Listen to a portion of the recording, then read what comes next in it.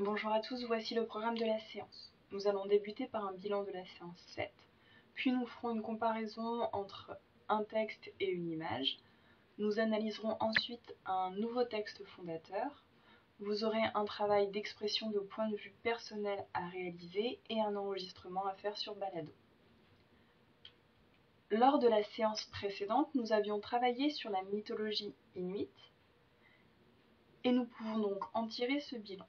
Dans la mythologie inuite, il n'y a pas de dieu créateur, à la différence des autres textes fondateurs que nous avions étudiés. La création du monde trouve son origine dans la chute des pierres depuis le ciel vers l'eau. Les hommes ont utilisé des mots pour faire apparaître ce qui manquait sur terre. En prononçant le nom d'une chose, elle pouvait apparaître. Ce pouvoir magique se trouve aussi dans la croyance en des auxiliaires spirituels qui sont des êtres apportant de l'aide aux hommes lorsqu'ils rencontrent une difficulté. Faites pause dans la vidéo afin de recopier ce bilan à la suite dans le cahier. C'est ensuite l'épopée de Gilgamesh. Objectif, exprimer son point de vue sur un récit de création. Faites pause afin de recopier ce titre et cet objectif et nous allons débuter la première activité. Activité 1, une image sur des mots. Parmi ces deux décors, quel est celui qui pourrait illustrer l'extrait? Je vais passer à la lecture de l'extrait. L'épopée de Gilgamesh a été rédigée en écriture cunéiforme sur 12 tablettes d'argile il y a environ 3200 ans en Mésopotamie. Ce poème de 3000 vers est un des premiers textes littéraires de l'humanité et raconte les exploits du cruel roi sumérien Gilgamesh, dont on ignore s'il a réellement existé. La création d'Enkidu. Les dieux sont les créateurs du monde. Ils ont tiré de la mer la première mode d'argile dont ils ont façonné le monde. Ils ont mêlé leur sang à la boue et touillé ce mélange pour donner naissance à l'humanité. Ils ont doté les hommes d'un esprit pour les protéger de l'oubli. Puis ils leur ont remis la houe, le couffin, le moule à briques pour qu'ils fassent pousser les plantes et construisent le pays. C'est dans une steppe pareille qu'Ea et Aruru s'installent. La terre, ici, n'a pas la finesse des dépôts apportés par les crues de l'Euphrate. Elle est grossière, parsemée d'écorce et de gravier. Mais c'est le bon matériau pour l'œuvre qu'ils ont promis d'accomplir. Un homme rudimentaire. Un être tout d'un bloc, à la fibre compacte et dure. Une flamme brûlera en lui, mais charbonneuse, comme l'aube avant le lever du jour. Et sans attendre, creuse comme s'il ouvrait un fossé, dans le sol, puis crache dans la terre et commence à pétrir. Aruru chantonne pendant qu'Ea malaxe. Son chant s'étend sur la steppe comme une tente, étouffe tous les bruits, endort chaque être animé. Les dieux sont seuls, ils créent. Lorsque du matériau monte une vapeur, Aruru prend la relève d'Ea. Elle modèle la créature et lui donne sa forme. Après quoi, elle cueille un rameau de tamaris et fouette le patron inerte pour y éveiller la vie. Puis elle rejoint Ea et tous deux observent à l'écart. C'est l'instant du mystère. Quel être réellement se prépare à naître? Sans doute, son destin est tracé, conçu pour servir de rival à Gilgamesh. Dans le grand corps immobile, la vie commence à chauffer. La terre croûte en surface. Des écailles sèches tombent. Une peau grenue apparaît sous la gangue. La poitrine frémit. Le souffle circule, cherche la narine. Aruru et Ea se regardent. Leur créature est achevée et il est temps, pour eux, de quitter les lieux. Pendant qu'ils s'éloignent, le mystère se défait. La steppe retrouve sa mouvance et le nouvel être s'accroupit en grognant.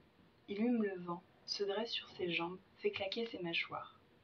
Le siège des dieux ne s'est pas encore fermé. Satisfaits de leur ouvrage, ils échangent de créateur à créateur leurs pensées intimes. Nous l'avons descendu du ciel pour qu'il accomplisse notre plan, confia Aruru. La terre, dorénavant, n'est plus tout à fait la même. Quelque chose va changer, en effet. La créature est encore dans la nuit, mais elle connaîtra le jour, Enkidu. À présent, vous pouvez choisir entre l'image 1 et l'image 2, celle qui conviendrait en tant que décor au texte que je viens de vous lire.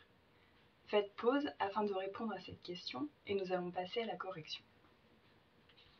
Le premier décor illustre l'extrait car il présente une végétation sèche. Et dans le texte, on peut lire « C'est une steppe pareille ». À la ligne 6, cela apparaît en jaune. De plus, la terre sur l'image semble aride et dans le texte, il est précisé Elle est grossière, parsemée d'écorce et de gravier. Lignes 6 et 7, on lit. La terre ici n'a pas la finesse des dépôts apportés par les crues de l'Euphrate. Elle est grossière, parsemée d'écorce et de gravier. Donc la terre est sèche, et sur cette terre, on peut voir des écorces d'arbres et des graviers, du sable séché. À présent, nous passons à l'activité 2 qui sera notre activité d'analyse. Pour cela, répondez à ces 4 questions. Vous pouvez le faire en autonomie ou attendre les indices. Question 1. Qui est Enkidu? Voici un passage surligné en rose qui vous apportera des éléments afin de répondre à la question. Posez-vous donc ces petites questions. Pourquoi Enkidu a-t-il été créé? À partir de quels éléments est-il créé? Relisez bien la fin du texte afin d'obtenir toutes les informations, puis rédigez une réponse complète. Faites pause avant de passer à la question numéro 2. Est-il la première création des dieux mésopotamiens? Justifiez votre réponse. Vous trouverez la réponse à cette question dès le début du texte. À vous donc de relire la première partie de l'extrait et de rédiger une réponse. Attention, pour justifier, il faut repérer le bon passage et le citer correctement avec des guillemets en indiquant les lignes. Faites pause avant de passer à la question 3. Quelles sont les étapes de la création d'Enkidu? Enkidu est en effet créé par des dieux à travers différentes étapes, puisque les dieux font plusieurs actions qui vont donner naissance à Enkidu. Dans ce passage, nous pouvons repérer 6 étapes. À vous de les distinguer et de les nommer. Faites pause avant de passer à la dernière question. À quel signe voit-on que la créature prend vie? 2 signes différents peuvent être repérés. Ils apparaissent en jaune et en vert. À vous de rédiger votre réponse à partir de ces indices. Nous passerons donc à la dernière activité, l'activité 3, qui est une activité d'expression de point de vue.